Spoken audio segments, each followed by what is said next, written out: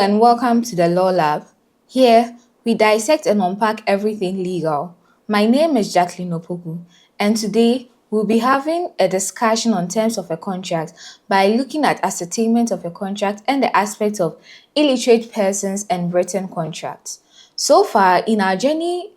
in reading or learning what terms of a contract is, we have looked at the definition of terms of a contract, looked at the classifications of terms of a contract, and also at ascertainment of terms of a contract. As I have already stated, our topic for today is illiterate persons and written contract. When we say a person is illiterate, that simply means that the person cannot read or understand whatever that has been written down to him. Therefore, he would need someone to read over and explain it in a language he or she understands in order to appreciate the document that has been written for him. When we talk of illiterate and written contract, in our previous videos, we have looked at what written contract is, and we stated that it means reducing whatever oral agreement that forms part of a contract into writing. It simply shows that the illiterate person will not be able to understand whatever is in the written contract.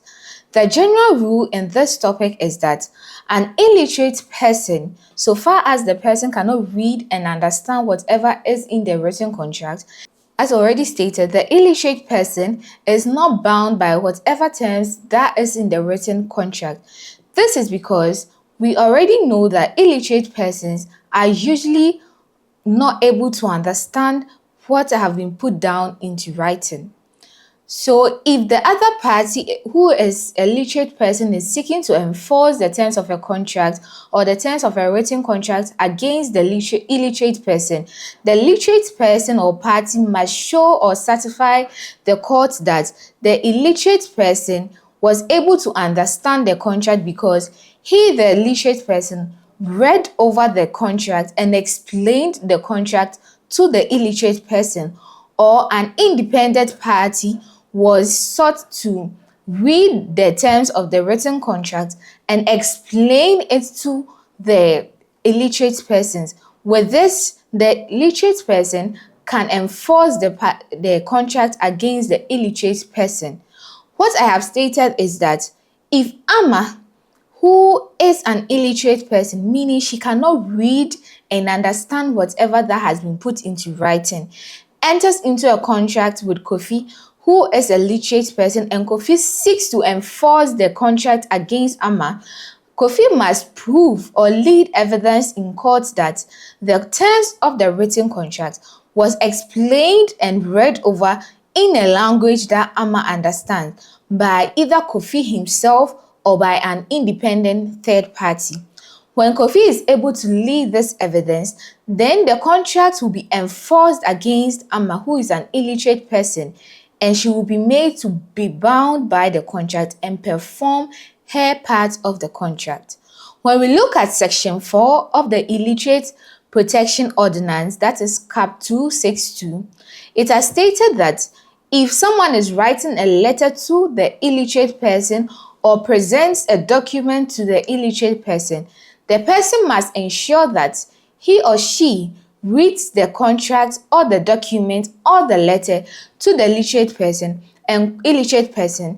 cause the illiterate person to write his or her name and sign the document which has been given to the illiterate person. This is known as jurat, J-U-R-A-T, jurat. When a jurat is attested or is attached to a written contract, then the court will deem that the contract was read over and explained to the illiterate person to the terms or to the language that the illiterate person understands, and hence the illiterate person will be bound by this written contract. When we look at the case of Atakwame and Kufuor, or Atakwame versus Kufuor, in this case, it was a gold prospector drafted agreement which was between white people and Africans. Mind you, the Africans that were involved in this contract were all illiterate, but then the literate parties did not read or cause the contract to be read over and explained to the illiterate parties.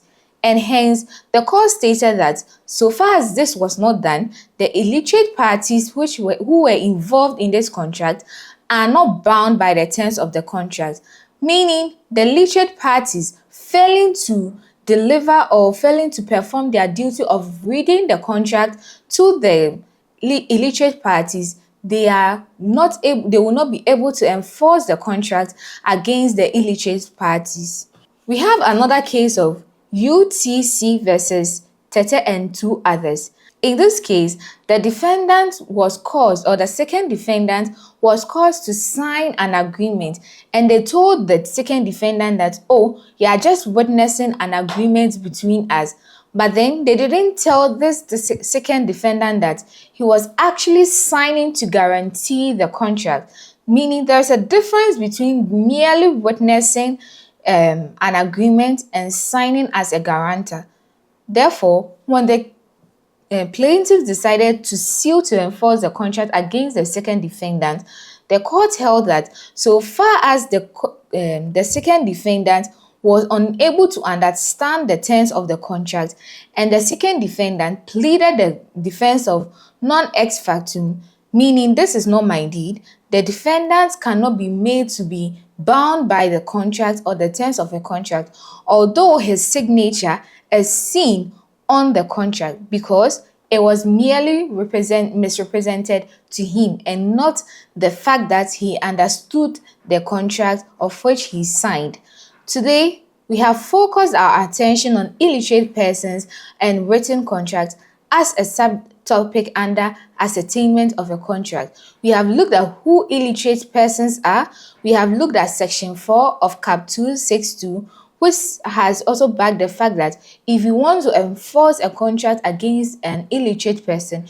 you, the party or the literate party seeking to enforce this contract against the illiterate person, must prove and satisfy the courts that the illiterate person was allowed to either bring his own independent party to read over the agreement into a language that the illiterate person understands, or you, the literate party, read and explained the agreement to the illiterate person. In order for you not to find it difficult in proving your case that you read the contract over to the illiterate person, it is advisable to attach a jurat, meaning at the end or at the footnote of the contract, make the illiterate person write his or her name and sign. If he or she cannot sign, let the person thumbprint or mark his initial on the written contract or at the end of the written contract. This will be known as a jurat, of which the court will admit, and it will help you lead evidence that the contract or the said contract was read over to the illiterate person and he fully understood the contract before he or she signed the contract. Thank you for sharing, liking, and subscribing to the Law Lab. Once again, my name is Jacqueline.